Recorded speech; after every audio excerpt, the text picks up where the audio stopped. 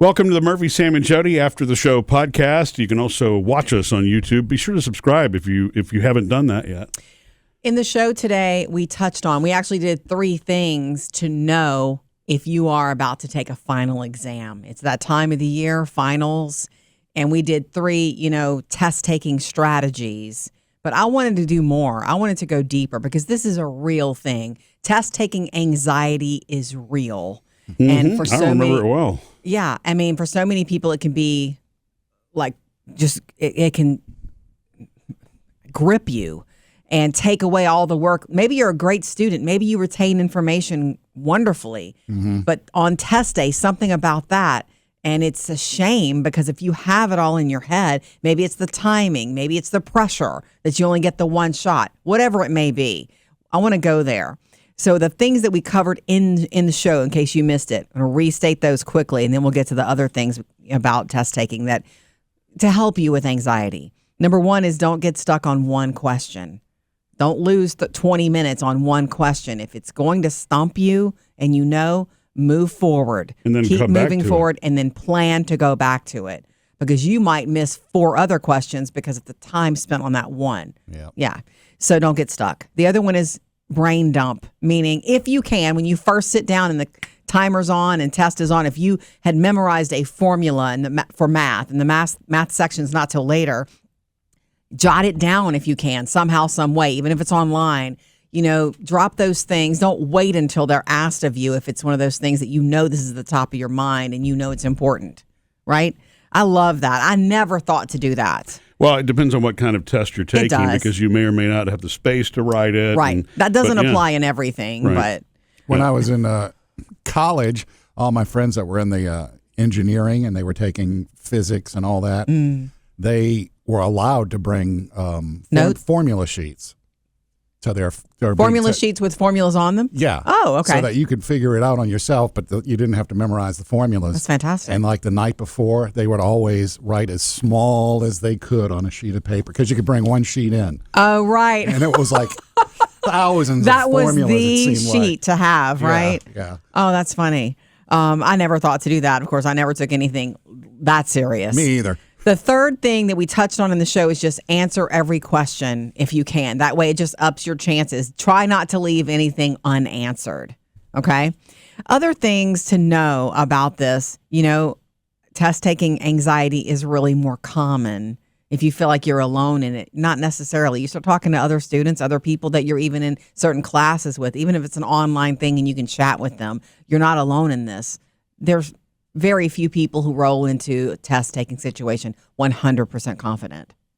It's just very few. Yeah, there are fun tools today, though. Using the smartphone with the flashcards and those things on all of those apps that that the girls used also when they were in school kids. that help you like pop quiz yourself are awesome, and it randomizes it, so it's not like you're memorizing it in order. Very helpful. Study in chunks. We talk about that all the time. I've always told our kids, Murphy, that when you're studying, study in chunks. Don't do the marathon. I'm going to study all night because you won't retain as much. Study in chunks, 15, 20 minutes, then take a walk or go get a cup of water, some sort of little break it up. And then when you go back, you're more likely to retain things in small chunks. That's that Pomodoro technique. Oh, yeah.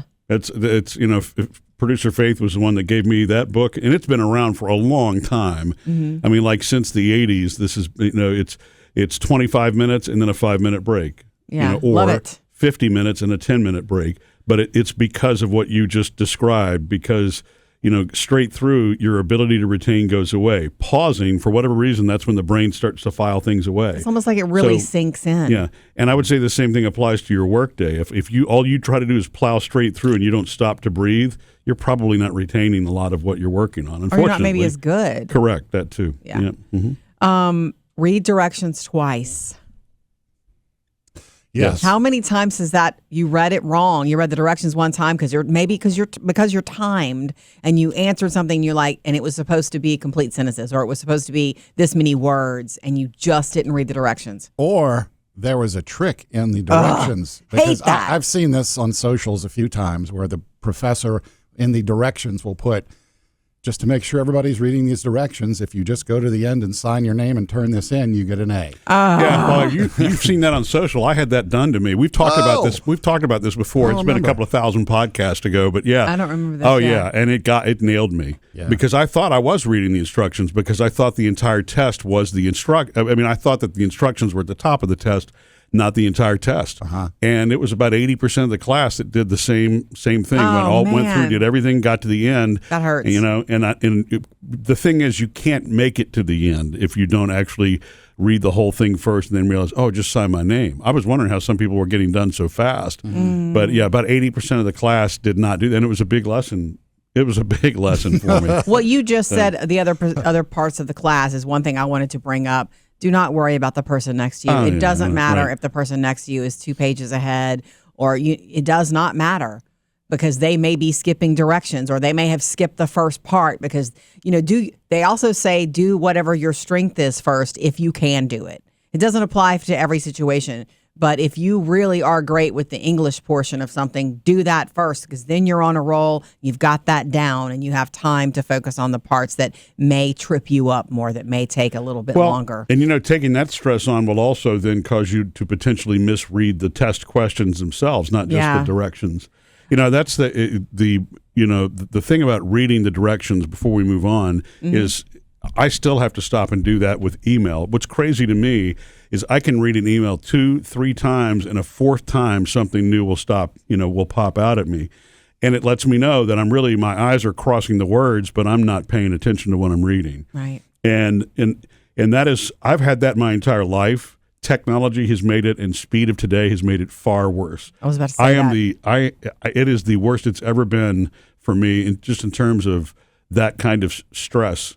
Well, you're trying to process a lot of information, and usually you're just like going through a list of things like get this to do. Yeah. Well, my brain is so prone to go on tangents for each little word that comes along that's exactly what happens. That's what I was going to ask you, if it's because it's too tedious to read it all, or while you're reading it, your mind is going, woo. Yeah, that's what it is. It's too many other things, or it triggers something else I need to do.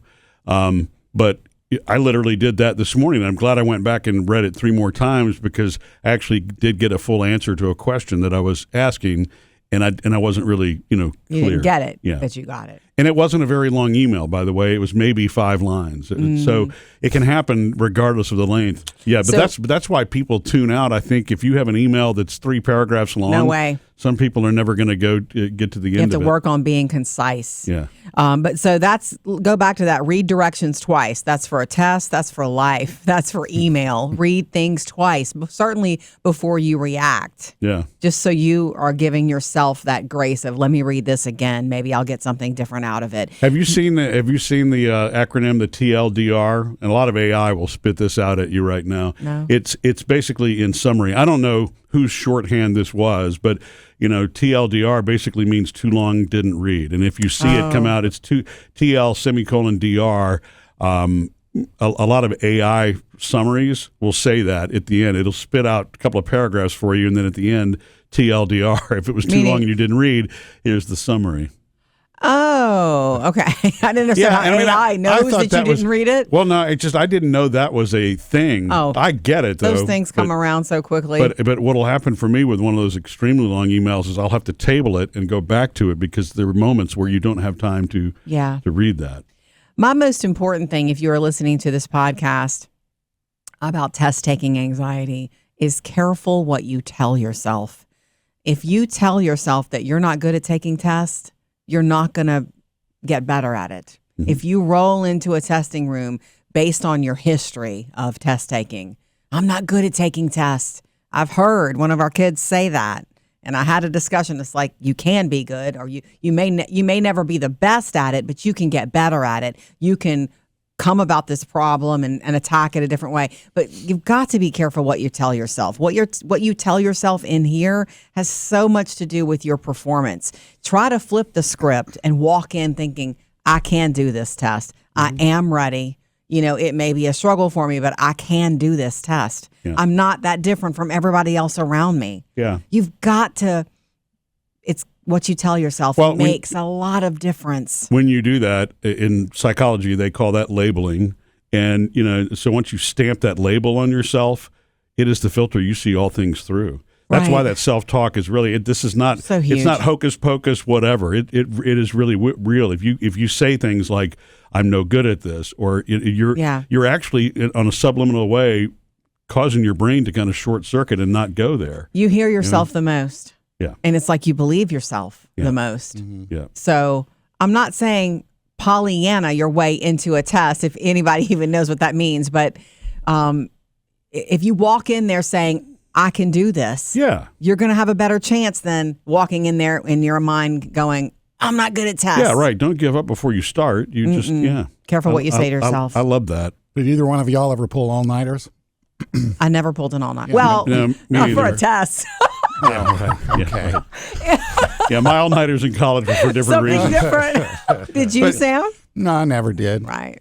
No, in spurts. There was no reason to, even if I was kind of cramming, it was never an all-night thing.